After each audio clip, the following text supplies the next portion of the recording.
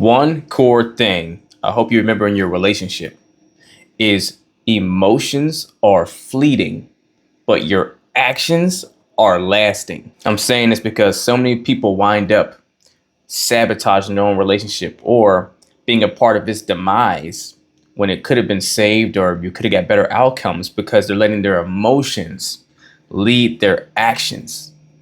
When if you take the time, do the due diligence to first become aware of your emotions fully and put the work into building the emotional intelligence around those emotions to where you can harness them and control them instead of them controlling you, you can always change the way you feel.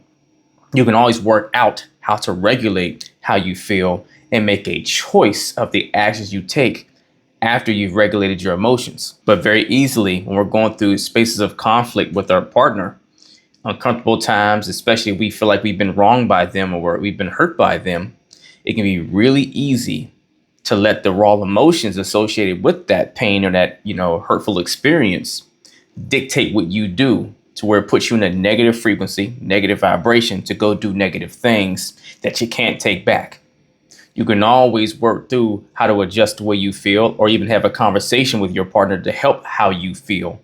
But the thing you can erase from the board is when something has actually happened, when it's tangibly been put into reality, into the real world out here on the playing field, it is cemented in history. Now, obviously, no matter what's happened, you can always leave the past in the past and move forward, but you're stacking the deck against yourself and making it so much harder every time you take an action that doesn't reflect the results you actually want to have.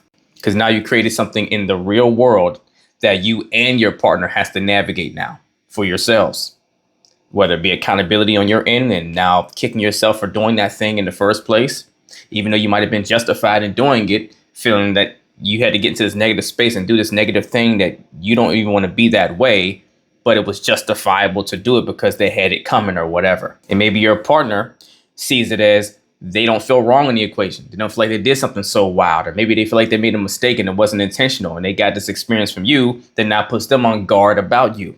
Starts telling them different information about you in their mind, whether it's right or wrong, indifferent, whatever you want to say, to where you literally create new experiences that works against the result you want instead of towards the one you want. We must never forget, we live in a world of tangibles. People's belief systems are typically shaped by the experiences they have, and especially over time, consistency of it, seeing it multiple times, you start to believe in it, right? But because our minds are also wired for protection to keep ourselves preserved to not be harmed, it takes way less negative experiences to shape our beliefs than it does positive ones. So your 1, 2 to 3 negative moments that might be spread out across, a course of a year, you might have done something negative or, or done something in your relationship that is a retaliation or whatever that had negative energy to it just 3 times out of a year, to where the bulk of the year you do all these really good things. But those 3 times are going to stand out and shine bright to your partner because it's a negative experience and they're wired just like you're wired to be dialed in and alerted whenever something that can potentially harm you physically, mentally, or emotionally pops up. So one of the best things you can begin to implement to make sure you don't wind up letting something that's fleeting start to dictate your actions that are lasting is, first and foremost, give yourself what I call as a 5-minute passion pause in any circumstance where you are emotionally triggered. And I say passion pause because we usually react out of passion of how we feel for something, right? And if you feel it deeply enough for something, then you're going to go ahead and you're going to move into action and do something about it. But give yourself that pause. If you're in the middle of a conversation and you're feeling this triggered, then excuse yourself from the conversation. Let the other person know, hey, I need a minute right now. I got to process some things. I don't want to say something or do something that is going to be detrimental to us making a productive outcome out of this, right? So give yourself that 5 minutes. And during that 5 minutes, your job is to focus on what you're feeling. Let the emotion itself breathe, right? Don't try to fight against it. Don't try to, even confirm, yeah, of course I'm feeling this way because they're so messed up, right? Let it breathe.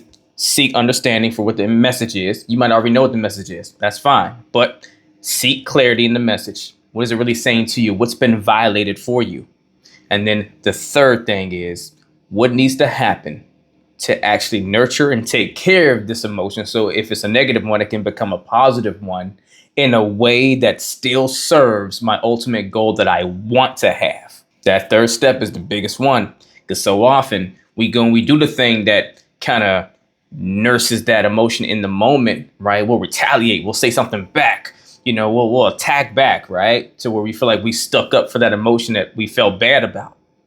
But it's usually fleeting. It's not a sustainable action, right? Because then you wind up feeling bad down the road, or you feel like you had to become this person that you're not in order to take care of that emotion, and you self-sabotage the actual outcome you really wanted. So what's the message in the emotion? What's it actually need from me to come to a healed space or a happy space in a way that still serves my ultimate goal? If you need help learning the skills to do that so you don't wind up sabotaging your situation, then you can get better outcomes. Either email or DM me coaching and we'll get to work, as long as you're truly ready to put the work in. If you're not ready or don't have the time for one-on-one coaching right now, then email or DM me the word revival and join my Relationship Revival Hub community and take my relationship renewal course that teaches you all the same things on your own time at your own pace. But in any case, get in the race. Let's get it.